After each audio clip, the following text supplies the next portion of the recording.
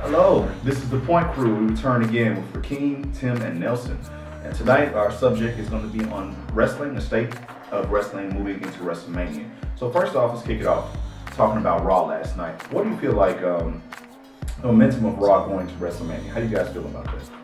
I mean, they keep bringing up these quick rivalries, so they kind of throw it in matches. Not to say they're not uninteresting, but they are. They're bringing in more and more matches still that we haven't known of. Because I think it kind of alluded to the women's championship too, with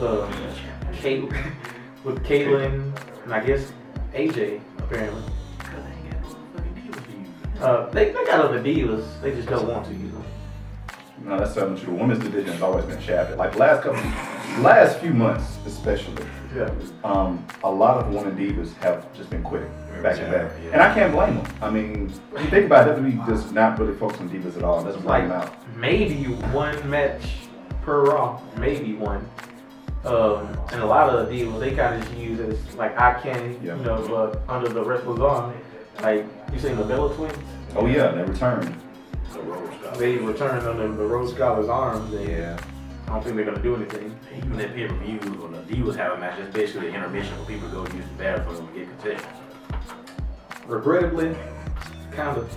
Yeah. Yeah. The sad part about it is, at this day and age, in 2013, women's wrestling and the women's role in wrestling still hasn't evolved. It seemed like we were getting better when we had like Chyna, Trish Stratus, and Lita.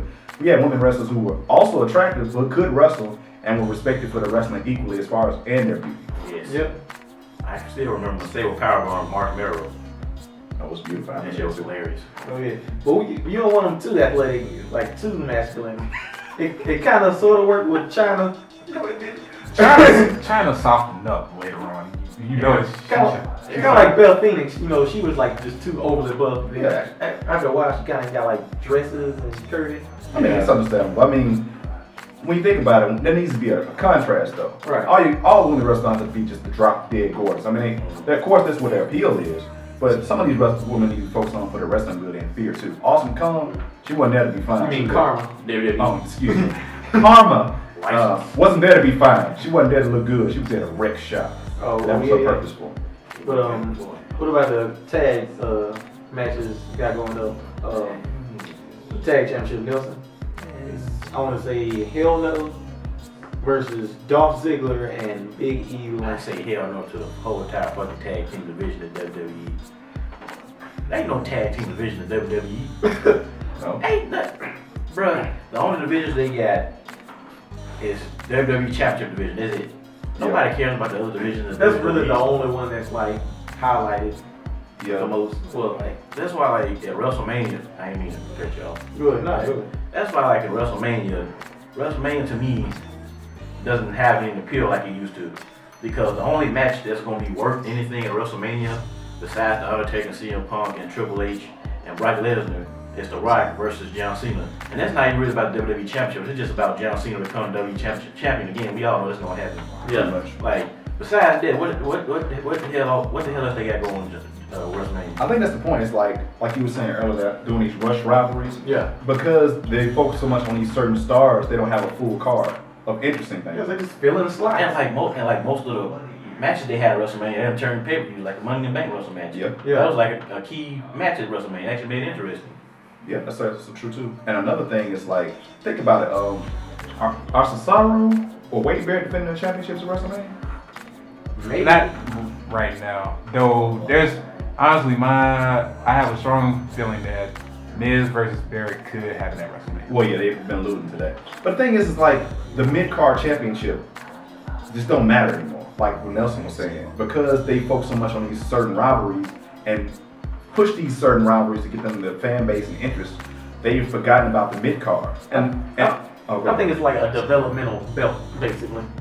To like, you may want to make these guys the new heavyweight or WWE championships later on, but you're kind of trying them out as, you know, champions, like promotional wise, or how they are, you know, to be like the new faces of the WWE. Okay, I mean, that makes sense. Like they did in the 90s, like Triple H and Rock and everybody.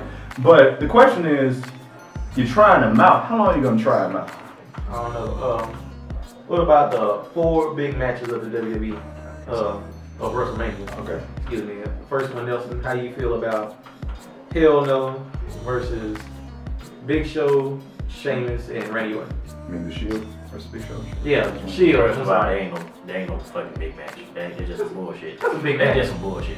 They done already had this match 3 fucking times.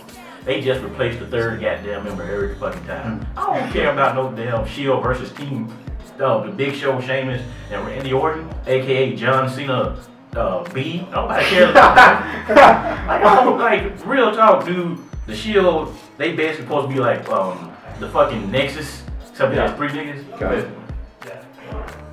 Damn Hulk Hogan. And I mean, it's just like, I'm getting tired of seeing it. I'm getting tired of seeing the Shield like beating everybody. I'm tired of seeing people going to get Shield. Like at this point in time, I don't really care about Shield. Like we should be moving on to something else. They ain't as dominant as like some other wrestling teams have been. I don't care about Shield. And plus, they're not doing anything but jumping people. Exactly. I mean, they need to do something else. There needs to be a point to this. Well, they legitimately beat some of them now. I'm just saying, like, No, yeah, that's true. right, in the pay-per-view matches, I'm saying that, but like, every faction has a purpose.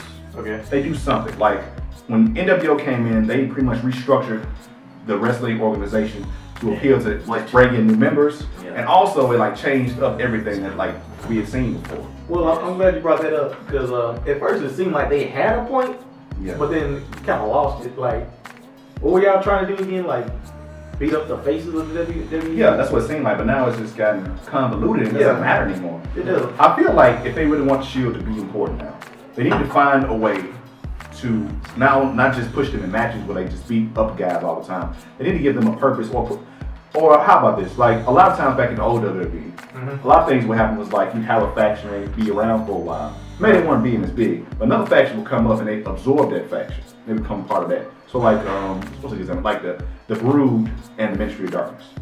Because sometimes you need something bigger to come along and help you out so you can develop yourself. All right. Well, enough with the Shield. What about what's the next one? Brock Lesnar, Triple H.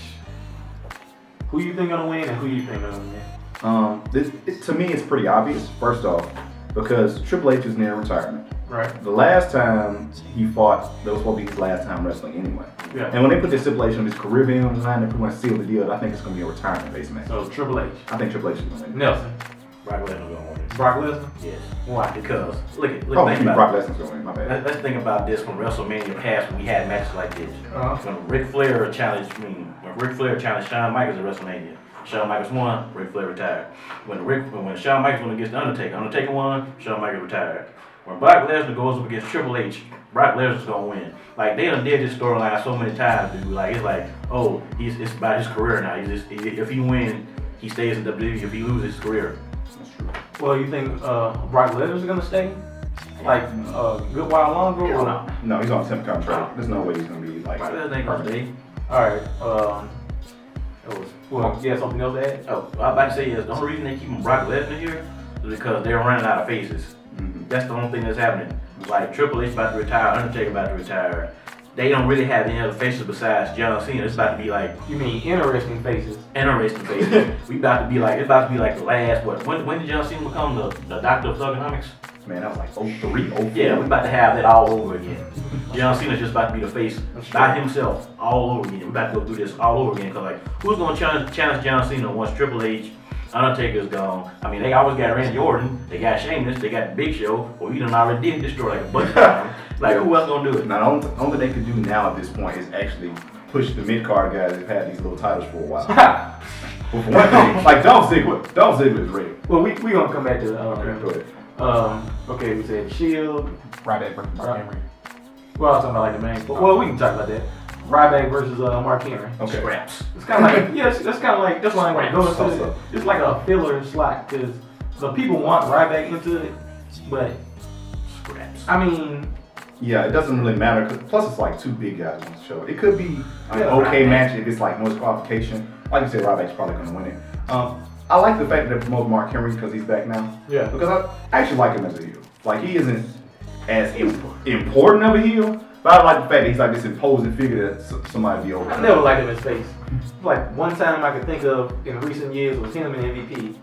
Yeah. I ain't like He's that. not a face. Now, when he's a heel, he's intimidating. Yeah. He talk a whole bunch of crap. He's beat up everybody. Sorry, but it's a big angry black man. You tell me y'all didn't like sexual chocolate? No, I Y'all didn't. didn't like sexual Sexual chocolate didn't like sexual chocolate. Sexual chocolate was the He was in a giant rapper. I ain't gonna get it. And his son was a hand. His son was a hand. But alright. Lord, They grew a wrist and everything. Alright, after that, we got Taker, CM Punk. All right, Who you that got? match, okay. Something like what Nelson was saying earlier, it's probably will be a retirement match for Undertaker. Okay. 20-0. I know he's getting tired. And, well, on the other hand, though, Paul Bear's death, untimely death. Your first good decision. What do you got? Okay. Well, originally, before Paul Bear died, I thought it was going to be CM Punk all the way. Because, like, I feel like Undertaker's going to retire. Right. It's going to be the industry. Right. He's going to let CM Punk retire. But now that Paul Heyman died, the Okay. stakes have changed. Like, they're so heavy now. It's Paul like- Heyman died too? Paul Bearer. Oh, I'm sorry. Excuse him. Excuse me. Paul Bearer died. I said Paul. Paul Heyman died. CM Punk like, Paul Heyman, that ain't nobody gonna care. Alright, Lord have mercy. Go ahead. Man, we already know CM Punk gonna win. Because CM Punk is one of the few wrestlers in the WWE who actually brags, but he supports his bragging. That's true. He has beaten people without cheating. And like if he beats the Undertaker, it's gonna be like, not what? I told y'all I was the greatest in the world. Y'all ain't listening. it will be monumental. I know That, that. it will also help CM Punk being 1B to John Cena. Yeah. Yeah. I think is if he does beat him, CM Punk is kind of running out of stuff to trash talk about. Yeah. If he does this, he can never stop talking, and that'll keep him in the spotlight, and that'll just keep him going throughout the year, the next year. He's the first and And only person to do that. Yeah, that's certainly true. CM Punk definitely needs more And, wrestling. you're gonna need to give him fuel because people like to hear him talk. Since 1980. But if he runs out of something to talk about, then Okay. he's gonna fall. All right, but the main thing about the WrestleMania thing, though, is like the road to WrestleMania and WrestleMania just isn't as interesting as it used to be, unfortunately. But hopefully, the key matches they do have will be interesting. Oh well, let's Just have not to see. forget about that main key match now. Cena I'm versus trying to Rock. go ahead and get to Cena, Rock, Nelson. Who you got? Hey, fuck both of them guys, right? nah, just who do you? I picked The Rock. You picked The Rock. Just because I don't like John Cena, and I like The Rock. Okay. You too. On my side, because of Rock literally has nothing to gain from this, I has to be John Cena. John Cena has something to prove. He's hungry. Well, not that hungry because he's been taking but he has something to prove because this is like the last big hurdle he has. So he had that meal before. I feel like I mentioned this on another thing. Is like this is the last big hurdle he has for his career. Like beating like somebody from the past who's such a big figure, Right. and like who he couldn't beat before because he was like the first obstacle he really couldn't overcome. Like he overcame everything else but this guy. This is it. All right.